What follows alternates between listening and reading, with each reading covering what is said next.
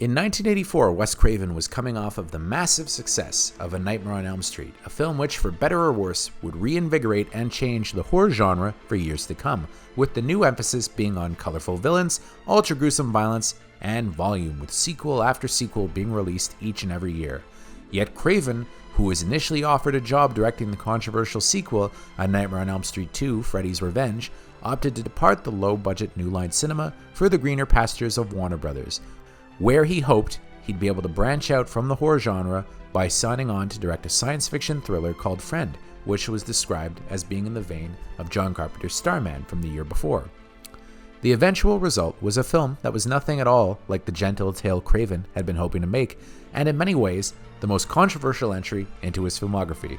So join us as we take a look at what the fuck happened to Deadly Friend.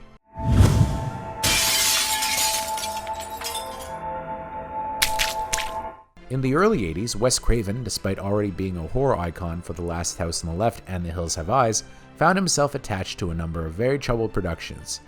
Craven had tried to branch out from horror with his gonzo sci-fi superhero tale Swamp Thing, one of the first movies ever to be based on a DC Comics character, but problems with the company holding the completion bond on the film meant that much of his planned third act was jettisoned, and Craven, thoroughly burnt out by the project, didn't work again for 2 years, saying later that he felt like he'd had his big shot and blown it. This was the nadir of his career, with him opting to shoot a sequel to The Hills Have Eyes because, well, he needed the money. The shoot was a disaster, with the film being forced to shut down 2/3 of the way into production, and the resulting film, if you can call it that, which Craven was somehow enticed to finish, was granted a quick, much-mocked release in theaters, going down in his history as perhaps the only movie in which a dog has flashbacks from the first film in order to allow them to pad the running time. In fact, the only reason The Hills Have Eyes 2 ever came out at all was due to a little movie called A Nightmare on Elm Street. Yes, Wes Craven was at the end of his rope when he hatched the idea for Freddy Krueger, eventually winding up at New Line Cinema, where he was able to piece together enough financing to make it on a threadbare budget. The result, of course, made history, and soon a sequel was planned. However, Craven was less than pleased by the rush job script and opted to walk away, but no matter. Suddenly, he was a hot property. At the same time Craven made A Nightmare on Elm Street, another horror master, John Carpenter, branched out in a big way with the sci-fi romance Starman, which earned him some of the best reviews of his career and a Best Actor nomination for star Jeff Bridges. Clearly, this was Craven's moment, so it was off to Warner Brothers, one of the most legendary studios in town, to make a film of the novel Friend by Diana Henstall. This movie, hopefully, would be his Starman.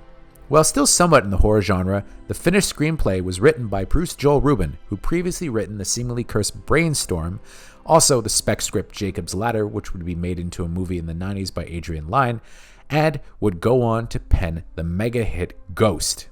Now, the film wasn't intended to be a teen slasher. Rather, the idea was to make it a dark romance. Now, Deadly Friend received an excellent post-mortem report several years ago by writer Joseph Madry, writing for Daily Dead, who was able to talk to many of the principals involved, including Rubin, who provided him with several versions of the screenplay, as well as the source novel, which is centered around a 13-year-old boy who's built a robot named Piggy to help him deal with the stress of his parents' divorce, and falls in love with his 11-year-old neighbor, Samantha, who's tragically killed by her drunken father. To save her, he transplants his robot's brain into his newly dead neighbor, reviving her, but all is not well, and the novel ends tragically with both protagonists dying.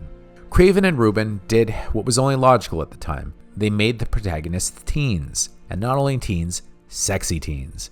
This was also the era of, Rocky IV and Space Camp. Every movie had a robot, so the robot in this film suddenly became a lot more central to the plot. But still, no one wanted to make it a horror movie. At first, Craven himself explained his attraction to the project by saying, "The scares don't come from her," meaning Samantha, but from the ordinary people who are actually much more frightening. A father who beats his child is a terrifying figure. That's the one person you're afraid of in this movie. The idea is along the lines that adults can be horrible without being outside what society says is acceptable. To play the lead, Craven cast Matthew Liberto, who was already somewhat famous at the time for having played Albert Ingalls on the long-running Little House on the Prairie. Now, younger viewers may just think to themselves, okay, he was a child star, so what? But they likely don't understand just how omnipresent Little House on the Prairie was to those of us growing up in the 80s. It was everywhere, and Liberto was very recognizable in the part. He said on record that Craven had assured him earlier on that for his big first studio film, he had no interest in making a horror movie, but instead it would be a nice little love story. By contrast, Kristy Swanson was a fresh face. When Deadly Friend came out, she would have been most recognizable for playing the teen daughter on the popular Disney TV movie Mr. Boogedy, while on the big screen she's the dream girl who the rejected Ducky consoles himself with at the end of Pretty in Pink. After this, she would go on to be the girl who offers Kirk Cameron cocaine in Growing Pains, a very special episode. Trivia, she was dating his father on the show, Alan Thicke, at the time. Deadly Friend would be her first starring role. Swanson, of course, would go on to become famous for playing the big screen version of Buffy the Vampire Slayer, and she had high praise for Craven. Now, if the movie is supposed to be in the vein of Starman, why would there be a scene where the old lady from the Goonies and Throw Mama from the Train gets her head splattered open by a basketball? Here's where things get interesting.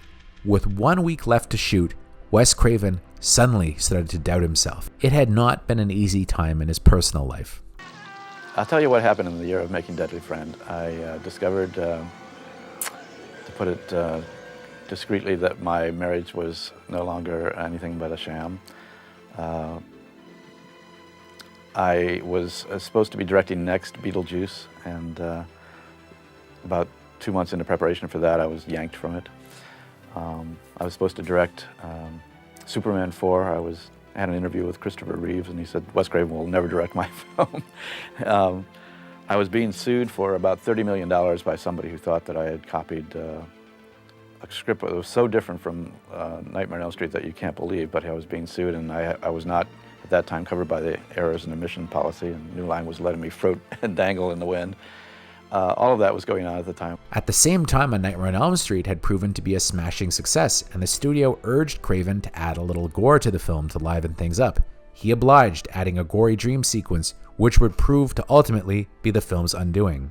As Craven explained, in the last weeks of shooting, I made one little nightmare scene and put it into the film. It was the big hit of the screening. So then they came to me and said, listen, what we need is more of that stuff. What we're doing is adding to the deaths of a few of the people. A jump from the beginning, a new closing scene, and 2 nightmares. The sort of Wes Craven touch. And indeed, the film was tested for an audience of teens who soundly rejected the tame film Craven had made, and this is when studio head Mark Kenton demanded Craven and the writer come up with 6 gruesome death scenes to add to the film, necessitating a major overhaul that, in effect, changed the film's genre, turning it into a much more routine slasher. Craven was strong-armed by the studio, and the gore scenes included the now infamous basketball murder.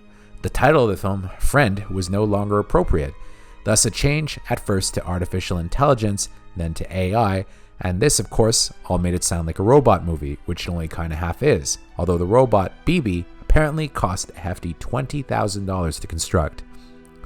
Much of the more whimsical character-based plot was excised, with the added gore scenes to the film being too scattershot. At times, it played like it was a PG-13 love story, while at others, it was a hardcore R-rated horror flick. Obviously, the studio decided to go all in on the horror aspect. The film was especially controversial thanks to the tacked-on horror ending where Samantha's corpse turns into a robot and kills Paul, the lead. Bruce Joel Rubin explained that this was solely the work of Kenton, explaining, of course, that you don't tell the president of Warner Brothers that his idea stinks. The film's fate in many ways would parallel another movie being made at Warner Brothers at the same time, Cobra, starring Sylvester Stallone, where the initial moody graphic action film was, at the 11th hour, shorn of over 25% of its running time after running afoul of the MPAA. Deadly Friend would get an R rating, but the graphic scenes that the studio insisted on led to a logjam with the film's release, with it being resubmitted to the ratings board 13 times. The final edit was mostly the work of a studio fix-it man named Michael Elliott, who would later go on to do similar overhauls on R-rated action flicks like Showdown in Little Tokyo and Out for Justice. In the end, it was all for nothing, as the film wound up being a disaster, grossing only $8.9 million at the box office, although like many films of the era, on VHS, it went on to become something of a cult hit. Craven himself didn't mince words on the film's ultimate fate. I was also my first big studio film, and there was about 20 producers on it, and they all had different opinions. So it was like, I'm amazed that anything came out of that film is watchable whatsoever. Indeed, the failure stung enough that Craven returned to the fold at New Line for Nightmare on Elm Street 3, The Dream Warriors, hatching the premise of the sequel and writing a script that eventually would be heavily rewritten due to it being just too ambitious for the scope and expensive. Craven would suffer through more flops in the 80s, with The Serpent and the Rainbow, Shocker, and The People Under the Stairs, all of which would later go on to become appreciated as the good films they are and achieve cult status, all flopping pretty much at the box office. He would eventually find his way back to the Nightmare on Elm Street franchise with Wes Craven's New Nightmare, which was a dazzling satire of Hollywood horror that put the franchise through a postmodern spin and would in many ways play out like training ground for what was to become the rapidly popular Scream franchise. Eventually, his dream of directing a non-genre film would be achieved when he did the Meryl Streep vehicle Music of My Heart. Although he wouldn't be able to stay away from the genre for long, despite that film doing pretty well at the box office, with his cursed going poorly enough it got its own What the Fuck Happened episode a little while ago, although he would have much more success with the awesome thriller Red Eye and then Scream 4 before tragically passing away in 2015, being remembered by most horror fans who met him as one of the really nice guys in the business. The writer, Bruce Joel Rubin, would go on to a widely successful Hollywood career, becoming famous for writing the tearjerkers Ghost and My Life, starring Michael Keaton and Nicole Kidman, a film that's so sad it could make a stone cry, and The Time Traveler's Wife. He'd mostly stay away from genre, with the notable exception of Jacob's Ladder, the very same spec script that initially got him noticed for work on Brainstorm and Deadly Friend. That film, which was directed by Adrian Lyne, would suffer a similar fate to Deadly Friend, being mired in post-production hell. Despite the finished project suffering mightily from studio meddling, Rubin has always said that he has mostly fond memories of working on Deadly Friend, with him mentioning that Swanson was very kind to his young child who had a big crush on her, while he'd also say Craven was exceedingly kind to work with, even going so far as to say that his time working with Craven was the happiest of his career, even if the finished project amounted to very little. The film itself would eventually become something of a cult item, being discovered on VHS, cable, and DVD, and there's even been talk of remaking it. However, what Wes Craven's fans really want is a reconstruction of the original version that was test screened before the various reshoots, although it's unknown whether any of that footage actually survives in the Warner Brothers vault.